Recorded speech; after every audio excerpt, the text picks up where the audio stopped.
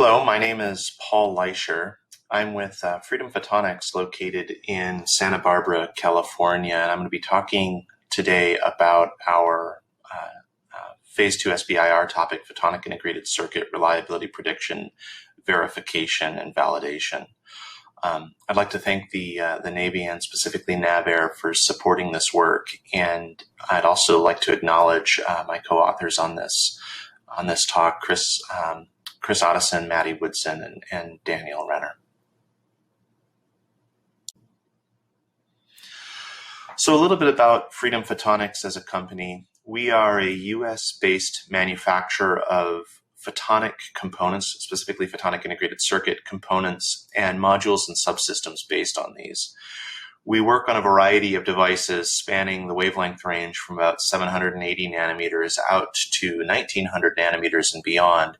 And we produce devices and systems that include both active and passive photonic components. We are fully employee-owned and actually debt-free and a profitable company. We're ISO 9001 certified. We have a strong track record of commercializing our previous work on SBIR programs, and we have an extensive intellectual property portfolio that gives us unique capabilities to address the needs of the DoD and government, other government organizations. We have about 50 people on the team, and we truly offer world-class expertise in the design and manufacture of photonic components. We have multiple world records in the devices and that we produce spanning this wavelength range from properties such as tunability and output power and reliability, things along those lines. We address several distinct markets. One of them, a big one, is fiber optic based communications. This is both digital and analog based communication schemes. Our components are well suited for free space optical communication. We also work in the area of optical sensing and illumination. And lastly, we have a strong presence in the high power laser market for applications ranging from LiDAR to industrial materials processing to directed energy and sort of all power levels in between. Our main products include our monolithically tunable swept laser source technology. This is at several wavelengths in indium phosphide, as well as high power and high performance single mode PIC lasers and high power and frequency photodiodes. And these products that I'm highlighting here primarily address the optical communication and sensing space. So in this particular program, we are addressing really a challenge, a grand challenge as posed by the Navy. Essentially, photonic integrated circuit components are becoming increasingly important to DoD systems and platforms. However, the complexity of these devices leads to a kind of an open question in how the reliability and robustness of such complex devices can be predicted, validated, and tested in order to permit deployment into critical Navy applications. So, there are a series of ever-increasing advanced solutions based on optical technology that are becoming very important for the modern warfighter. And photonic integrated circuits and devices are gaining importance to address these issues, in particular because of their ability to integrate multiple discrete functionalities that would otherwise be present in numerous devices and integrate that into essentially a single chip. And so this is critically important for reducing the size, weight, and power of kind of upcoming technologies, upcoming systems. But again, the lack of of information on reliability of these is hindering their deployment.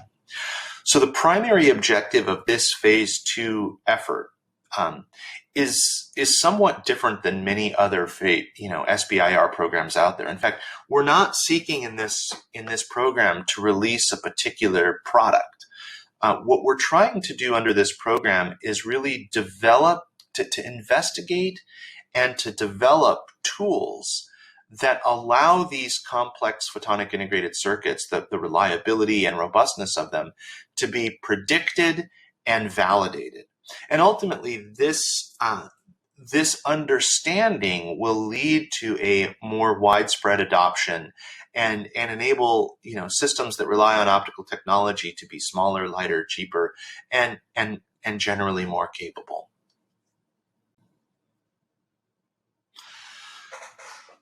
So there is an operational need to improve the understanding and predictability of the reliability and robustness of photonic integrated circuit devices.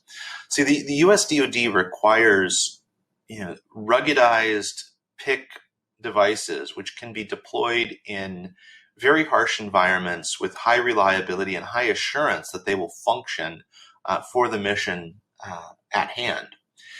And there presently exists really no qualification standards or predictive reliability models or even really generally accepted reliability practices that deal with photonic integrated circuits. All right. In particular, there are standards that address simple photonic components. For example, Telcordia GR468 prescribes a particular process by which simple optical components can be qualified for use in the telecommunication world. But no such standard really exists for devices that have the level of complexity that PICs do.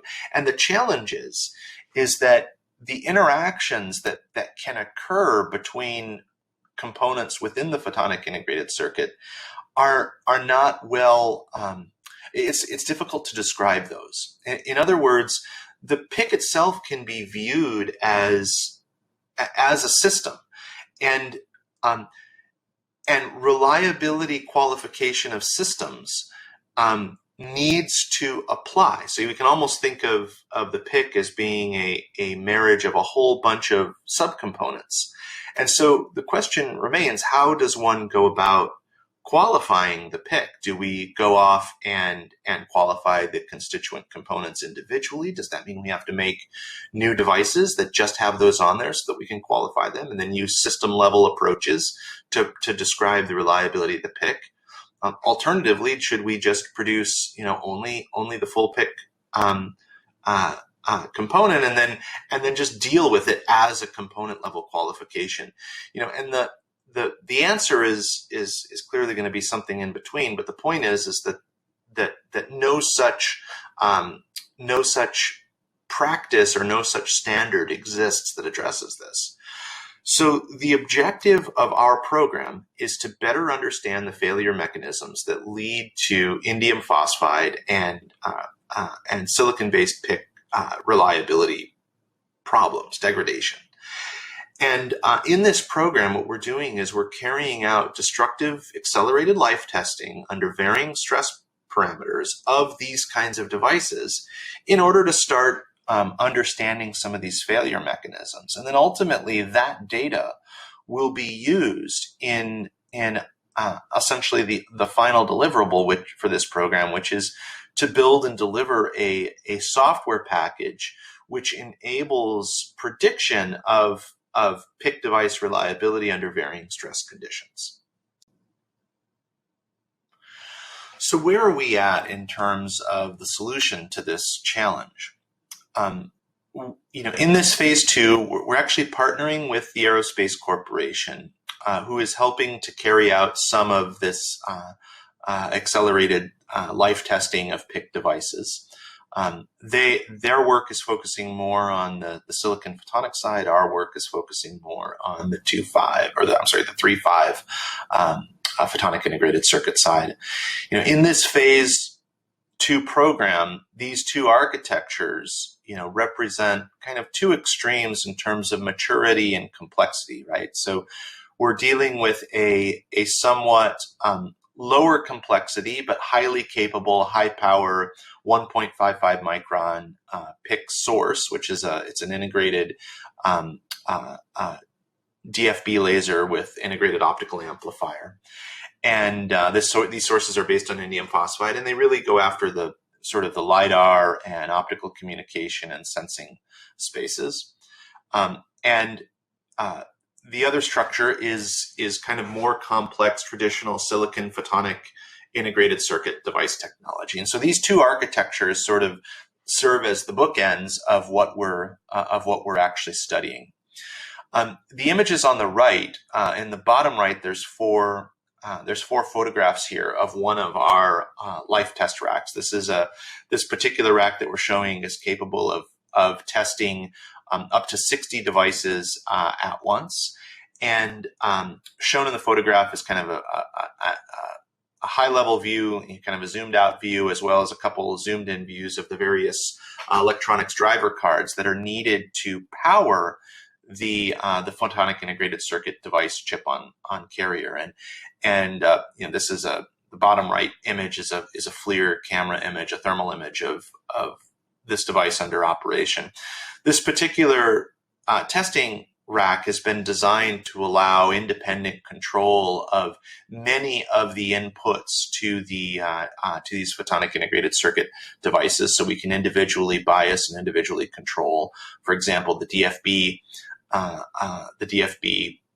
input current and monitor its voltage, and then separately control the semiconductor optical amplifier current. And in this manner, we're able to carry out life tests that investigate the interactions between these two components kind of on the same chip.